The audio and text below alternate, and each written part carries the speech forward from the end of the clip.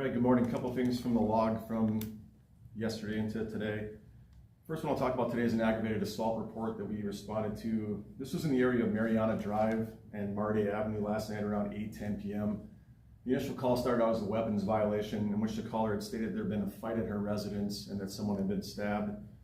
Officers investigating the incident found that there was a gathering at this residence and the suspect and victim were both present at this gathering and that they knew each other.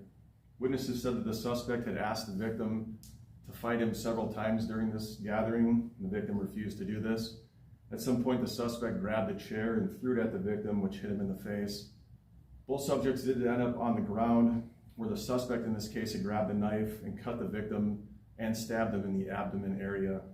Other people at the gathering were able to separate the two and pull the suspect away from the victim and call police. When the suspect found out that the police were called, he ran away from the scene before officers arrived. The 45-year-old victim in this case was taken by ambulance to the hospital where he had non-life-threatening injuries.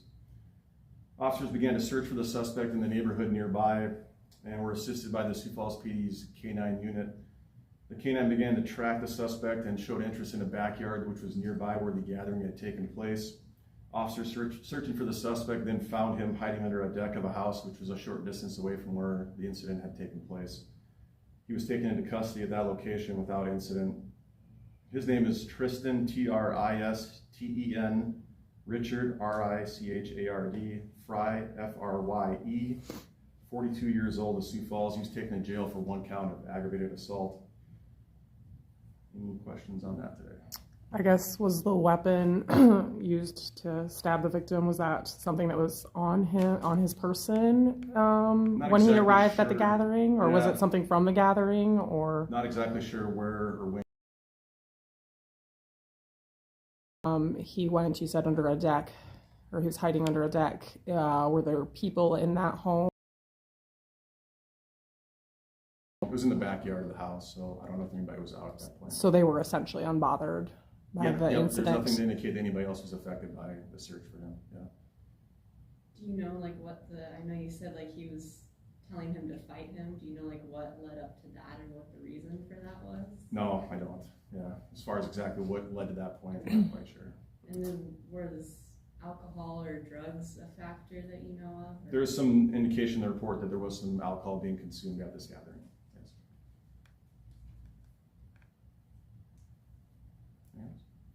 Okay. For the rest of the log here, nothing too noteworthy. There was one robbery on the log which involved juveniles. So 5 stolen vehicle reports. Sudden unintended death was nothing suspicious.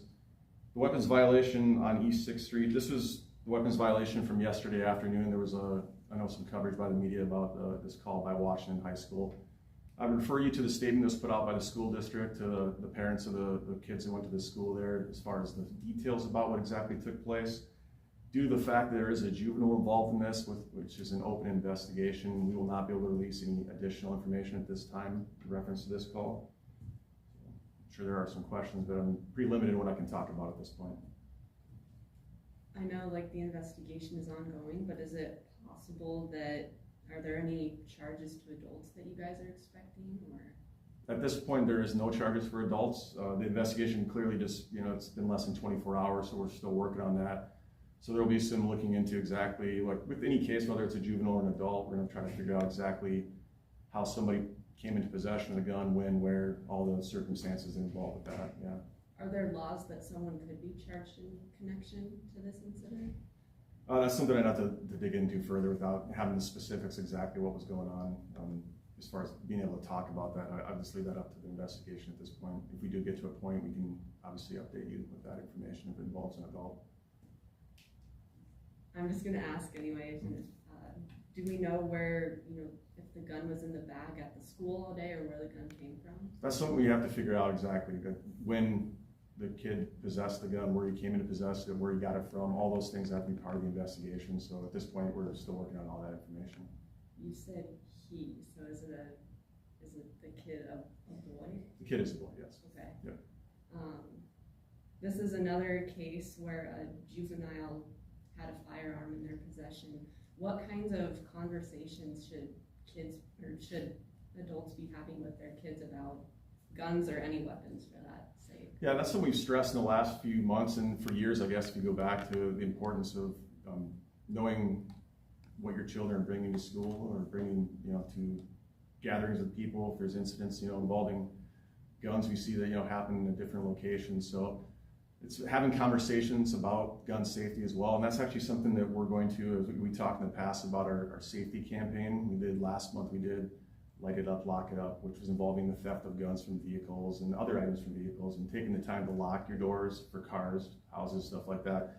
This month, we're going to roll out something along the lines of gun safety as well, and the importance of, storing your guns properly, unloading your guns, locking them so they don't fall into the wrong hands. So that's actually something that we are focusing on here in November as well. So.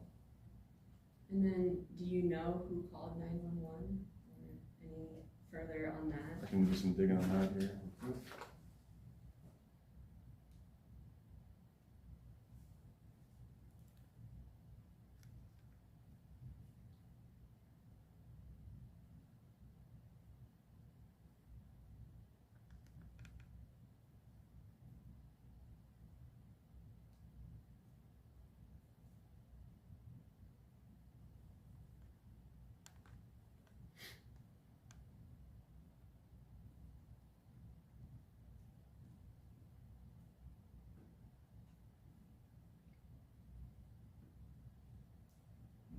The initial call says that a kid told someone that someone was shot. There's no specifics as to who that person was at this point. Can you give us, you're probably not going to be able to give us an actual age, but like an age range of the people that were involved in this incident? Under 18, yeah. Were there other kids around when this happened or other? I'm not going to get in further in the investigation as far as who else witnessed this at this point, if there was any. And then last question I have is, I know the kid that misfired had non-life-threatening injuries. Is there any update on how they're doing or just maybe what those injuries were? I won't get into specifics on that at this point. Anything else? Okay. Last but not least, the crime of the week, which was put out yesterday, involved a burglary. On November 10th, 2025, the Sioux Falls Police Department received a burglary report near the intersection of West Tickman Street and North Career Avenue. The investigation found that an unknown suspect had forced their way into a locked storage unit near that location. Once inside, the suspect stole 2 televisions and a Yamaha keyboard. The approximate loss in this case is $1,100. This incident actually happened between 8:15 p.m. and 9:35 p.m. on November 10th.